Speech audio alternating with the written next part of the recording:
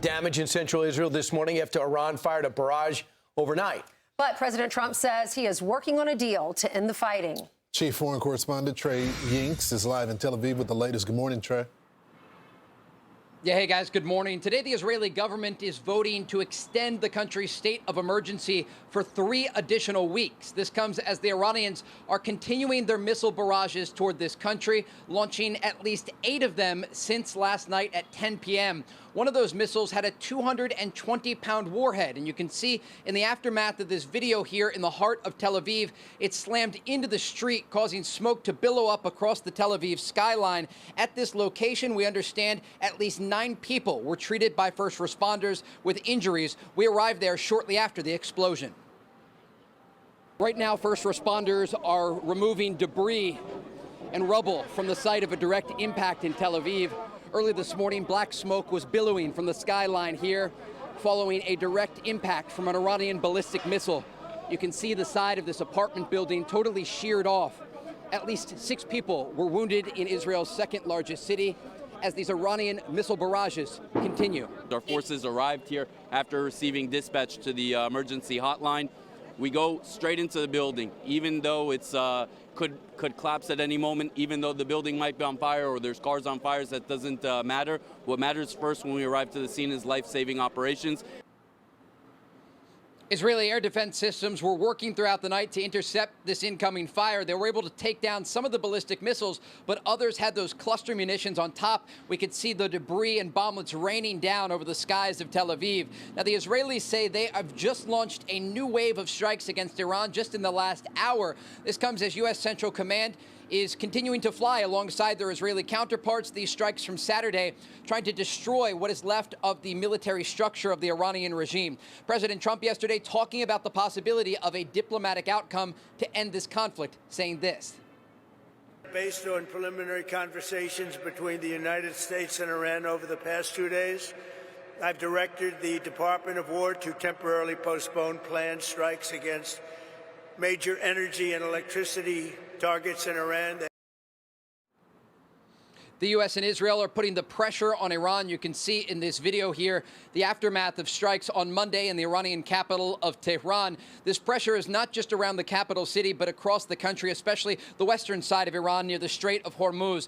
Now, we also know Iran-backed Lebanese militant group Hezbollah is launching new attacks against Israel today. This morning, 30 rockets soared through the skies of northern Israel, some of them impacting the ground below. We anticipate this missile fire and rocket fire to continue for days, if not weeks, if a diplomatic solution is not reached. Guys? And maybe it will this week. According to reports, talks on ending the war could be held in Islamabad as early as this week. There's also a report that Egypt, Pakistan, and Turkey are passing messages between the United States negotiators, which I assume would be Jared and Steve Witkoff, and Iran's parliament speaker. What do you know about these 2 reports?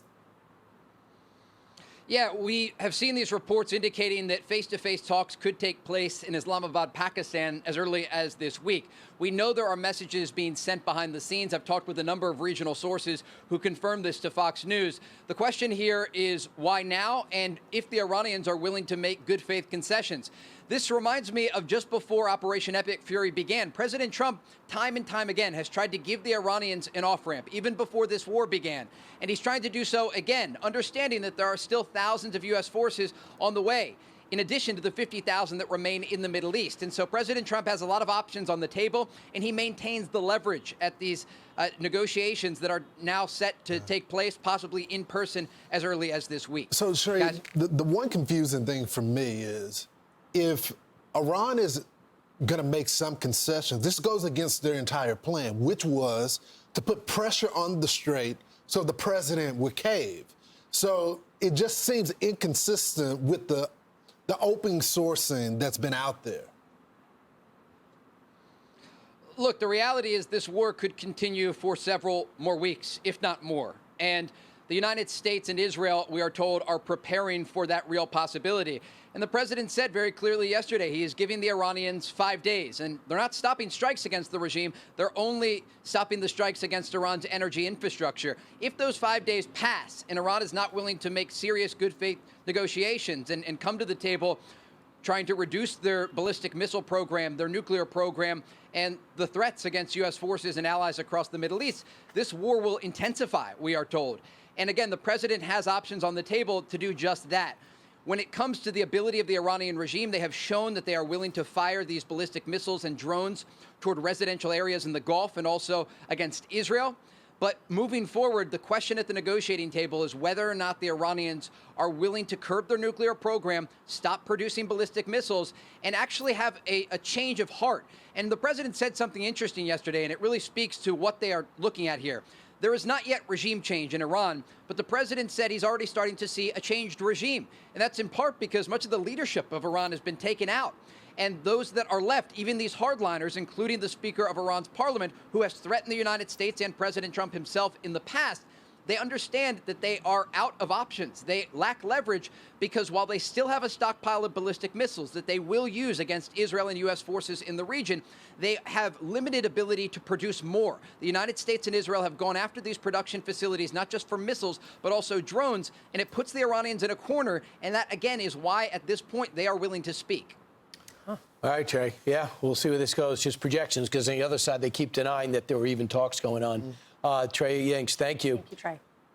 Meanwhile, let's go now to Lucas Tomlinson, who is live from Dubai with the latest. Lucas. Well, good morning, Brian. President Trump has issued a new ultimatum for Iran after the markets closed this Friday to open the Strait of Hormuz, or he will order U.S. forces to destroy Iran's energy grid.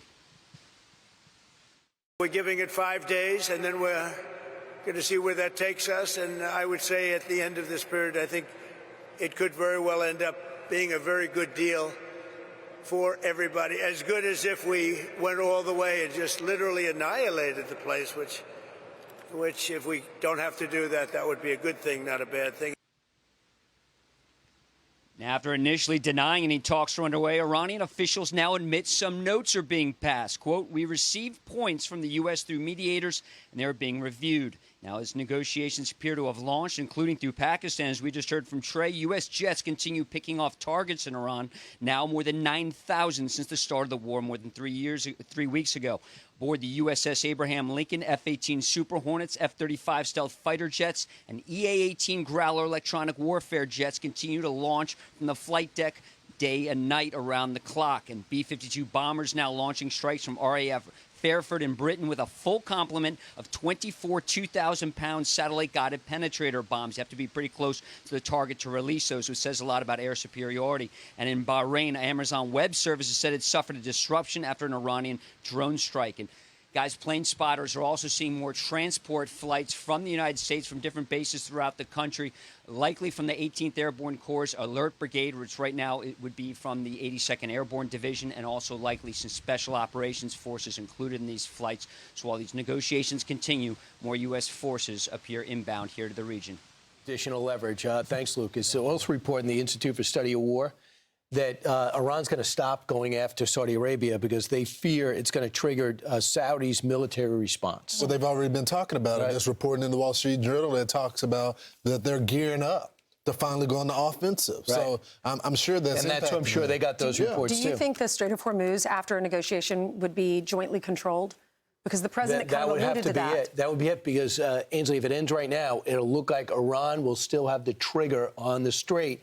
6 months from now, 8 months from now, they're going to go, hey, we're shutting it down. Which can happen. And then what about the enriched uranium? It's got to be retrieved and removed, yeah. And there's got to be heavy equipment in there.